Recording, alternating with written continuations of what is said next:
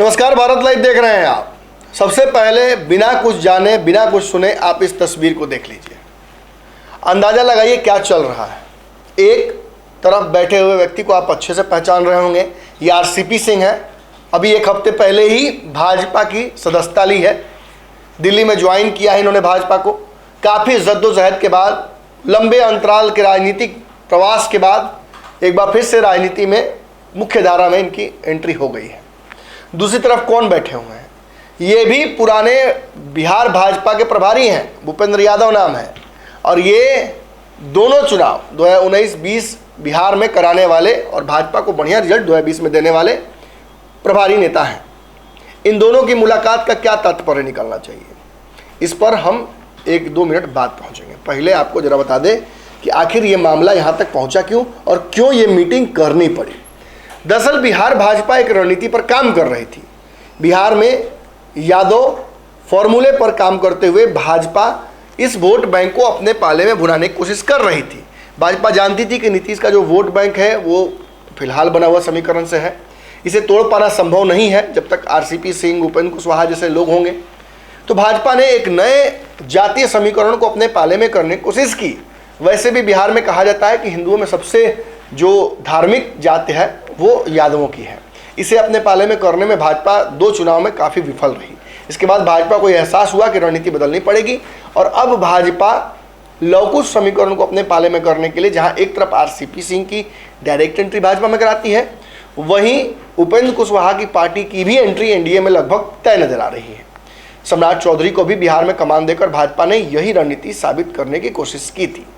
अब ओबीसी का एक बड़ा हिस्सा यादव तो भाजपा के खेल में नहीं फंस पाया या भाजपा की तरफ नहीं आया, वहीं दूसरी तरफ अब ओबीसी का एक बड़ा हिस्सा जो लवकुश समाज से आता है उसे भाजपा अपने पाले में करने को लेकर पूरी तरीके से कॉन्फिडेंट है।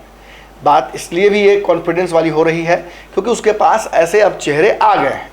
नित्यानंद राय पहले थे, जब भूपेंद्र यादव को माध्यम से जब बिहार में यादव को अपने पाले में करने की कोशिश कर रही थी तो नित्यानंद एक बड़ा चेहरा थे, लेकिन नित्यानंद के प्रभाव को हर बार बिहार में लालू परिवार ने समाप्त कर दिया है। पप्पू यादव हो या कोई और यादव नेता, किसी का भी प्रभाव तेजस्वी लालू के रहते बिहार में नहीं बन पाया। हालांकि यही बात उपेंद्र कुशवाहा और कुशवाहा समाज के नेताओं के बारे में आप नहीं कह सकते हैं। बिहार में कुशवाहा समाज की राजनीति, लवकुश राजनीति में काफ़ी स्पेस है और उस स्पेस को काफ़ी नेता भुना रहे हैं। आप अगर बिहार के उत्तर क्षेत्र में चले जाइए, दक्षिण क्षेत्र में चले जाइए, हर तरफ आपको एक बड़ा नेता इस समाज का जरूर मिल जाएगा। और इसी रणनीति को स्थापित करते हुए भाजपा अब इन्हीं नेताओं के आसपास नई रणनीति बनाने की कोशिश कर रही है। भूपेंद्र यादव और आरसीपी सिंह की मुलाकात दरअसल इन्हीं रणनीतियों का हिस्सा है। आपको याद होगा मैंने बहुत बार सवाल भी पूछे और इसका जवाब भी खुद ही मैंने दिया था आपको। काफ़ी रिसर्च करने के बाद दिल्ली जाना, दिल्ली में रहना, 15 दिन की दिल्ली यात्रा, उसके बाद फिर पटना आना, फिर आपको ये बताना कि दरअसल दिल्ली में आरसीपी सिंह क्यों बैठे हुए हैं। आरसीपी सिंह को लेकर भाजपा की एक तय रणनीति है। आरसीपी सिंह जहाँ चाहते हैं कि वो केंद्र में जल्दी मंत्री बनकर वहाँ पर अपना योगदान दें, वहीं भाजपा को लगता है कि वो जो हिस्सा है वो कमाना पड़ेगा आरसीपी सिंह को। और वो कैसे कमाना हो पड़ेगा?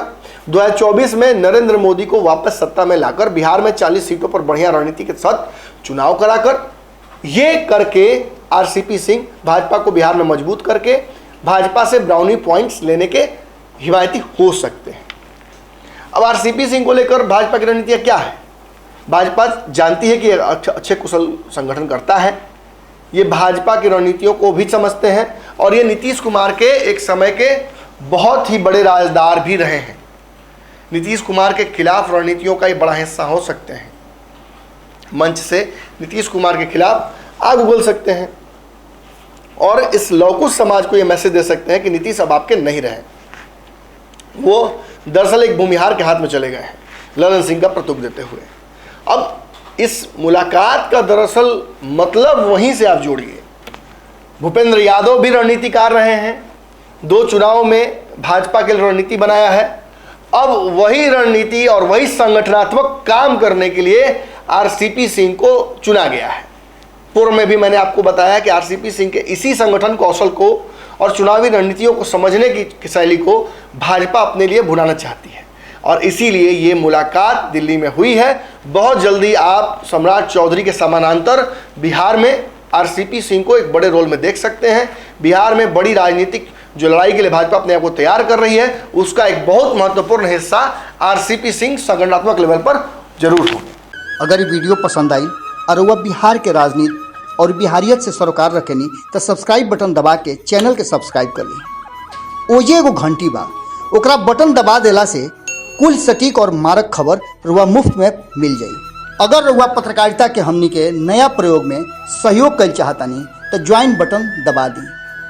पेटीएम नंबर नोट कर ली 9386816700। धन्यवाद।